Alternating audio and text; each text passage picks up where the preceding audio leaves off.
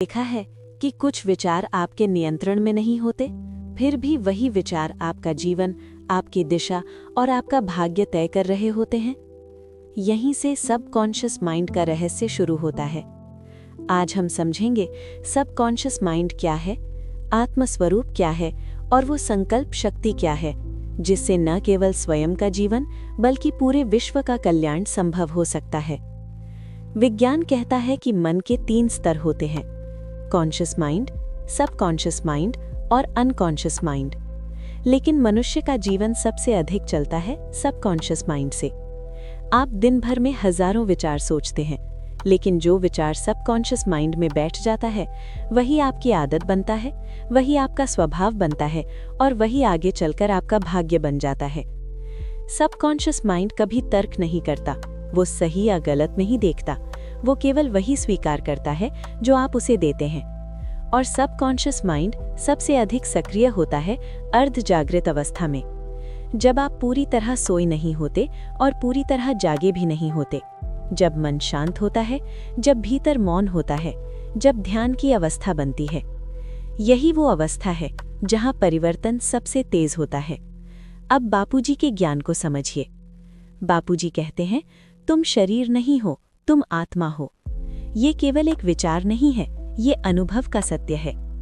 शरीर की शक्ति सीमित है, मन की शक्ति भी सीमित है, लेकिन आत्मा की शक्ति असीमित है। शरीर थक जाता है, मन विचलित हो जाता है, लेकिन आत्मा न कभी थकती है न कभी कमजोर होती है।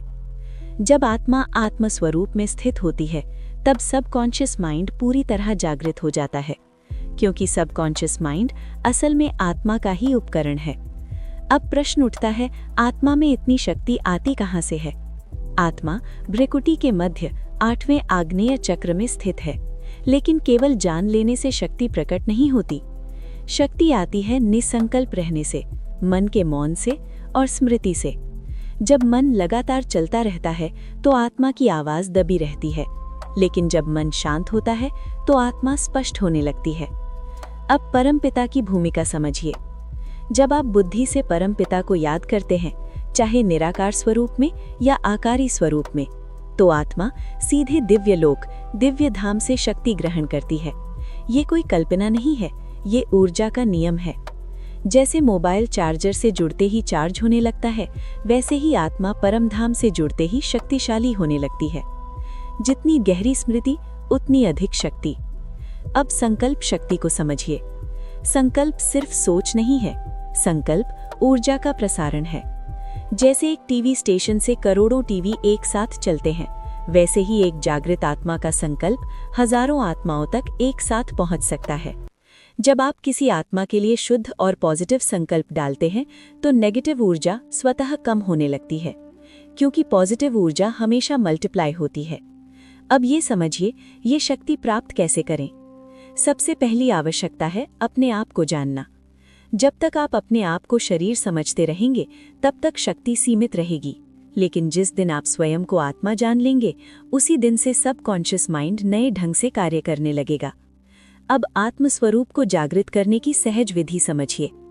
दीपक के सामने बैठिए, या सूर्य की रोशनी में बैठिए, या केवल एक सफेद लाइट के सामने।